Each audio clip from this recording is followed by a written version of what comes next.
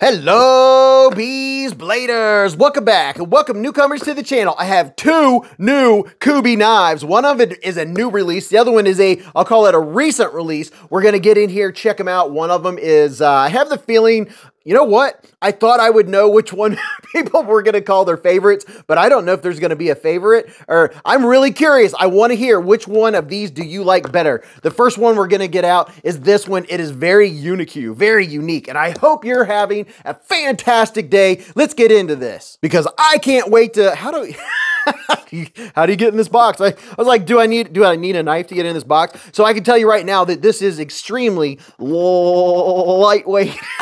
Oh yeah, this is gonna be cool. It comes in a nice package, has a nice KUBEY microfiber cloth. And is this sealed? Yes, KUBEY knives are usually sealed. Since we're talking about KUBEYs, I'll use my KUBEY Duroc to get into this bad boy. This thing is pretty cool. I'll have a link that'll take you to KUBEY's site and you can check out all the different knives that they have, but this is the one we're here to see at the moment. This, ooh, this is the KUBEY PRISM. Would you look at it? Just look at it. Does that look like a knife? Wow. And I mean, wow. This is so cool. It has a reversible clip. I can tell that clip's going to work very well. It is very deep pockety. Oh my goodness. That is so cool. Let me zoom. Let me zoom in. I love it when something different comes out. And look at this. We have some very nice milling. Oh yeah, check that out. And a landing pad. And it's not, is that a disc? Can a disc be square? I think it could be square. We have a pad. We have a pad for flipping. Oh, and check it out. It's a button lock. What? That is very cool. All right, let me go back out here so we can see what this knife looks like. Are you ready? Pow! Right in the kisser. Oh yeah, this is very cool. This knife is 8.3 inches from tip to tip. It has a 4.7 inch handle and a 3.54 inch blade. This blade steel is Sandvik 14C28N, baby. Let's see, is it marked? Yep, there you go. There's your steel. And oh, that is very, okay. So I'm going to say cool like 15 times because this has so much coolness factor. And the ergos, of course, the ergos are good. It's just a straight line. It's neutral. It fits in my hand. Nice landing pad for my thumb. I'm digging this. Wow, so it's a button lock. Let's see how the button works. So it's not letting go. I'm a little scared. I've never used this knife before. So let's see. Okay, so it's very tight. Let's see if it loosens up or if I just need to give it a little more gumption. So the blade, if you look right here, it's very tight. I have the feeling that I need to loosen that pivot up for it to drop on its own because I'm giving it a good shake and it's not dropping. Come on. Yeah, so I'm guessing that maybe with a little break-in period that it's going to drop down for me. It deploys easy. But I almost got it to completely shut. You can see that it's starting to break in. Now what I'm going to do just for the sake of this video is I'm going to go ahead and loosen this up just a hair because I think it's just a little too tight. And we should have what we need. Actually, I think I have one in here right now. By the way, I have a link to this in the description. This is one that I recommend. It's great for beginners that don't want to buy real expensive equipment and things like that to do a little work on their knives. It comes with the sizes that you need to work on your knives. And if you get one of these and one of these, or actually... While I'm at it, look at this, a WeHa bit set. If you get one of these, you're going to have a driver that goes on the end of here and all the sizes that you need. So sometimes you need a size for both sides of the knife, then you're going to have everything. If you get these two sets, you'll have 2 sets of bits and 2 drivers. I really do recommend getting this if you're starting out or you haven't bought anything to work on your knives yet. But getting back to it, let's see, is this a T8? Yes, it is. So just loosening it up just a little. Let's see what happens. Let me back out here and see if that little hair made a difference. It's still grabby. I'm going to try the other side and see if that makes a difference over there. So this would be something to take note. And I can't, oh, there we go. Oh yeah, I hadn't actually loosened it. It feels like it has a D-shaped pivot in there. I did not loosen it earlier. Let's see what happens now. Is that going to, oh, there we go. There we go. So it just needed loosened up just a little bit, and that gave it what it needed. I think it had just been over tightened just a tad at the factory. So to give you a quick size comparison before we get into any more here is the QSP button lock, the QSP Penguin button lock, and here is the Civivi Elementum 2 button lock. You could, I don't know, is that a fair size comparison? If you have one of these, which are very popular, that'll give you a good idea. And another knife I should show more often for a size comparison because so many people have, here is the CJRB Pyrite. So you could get an idea. Your blade length's in the similar category. Now handle-wise, counting the choil, it has even a little bit more handle. This isn't going to be a hard user or anything like that, but I think this is going to be, you know what, that totally fixed the problem. Let me get these other knives out of the way and back out. That totally fixed the issue. Now it operates like I would expect it to. This is going to be a fun knife to have. It's not going to take up a lot of space. Let's see. Are we centered? Looks like we're pretty well centered, even though I loosened it up. And let's see what kind of lockup we got. The lockup is about what you expect with a button lock. It's probably around the 30% mark. Let's see.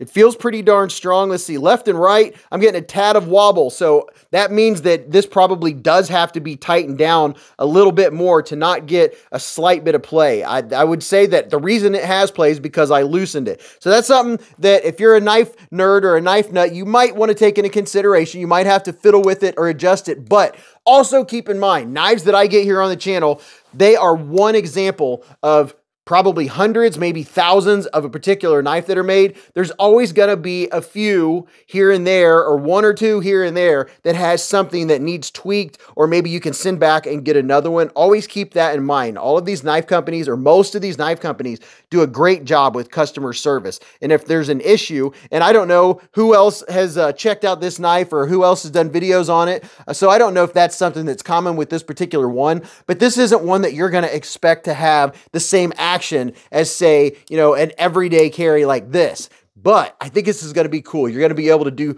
scraping with it, opening packages, and besides that, it's just the utter cool factor. And I'll have links where you could go check it out. I don't know if they have more than one version or not, but look, I'm looking for a liner or a frame lock. It's pretty cool. I like it. I'm definitely going to carry this. And this will be a fun one to show off. And I keep putting my finger over top and holding the blade down. But let's get this other one and see what it looks like. And I have to say, it is a lot of fun checking out knives with all of you. And this one I've already got out of the package. I've already checked it out. I held off on showing it. I can't remember why. There was a reason.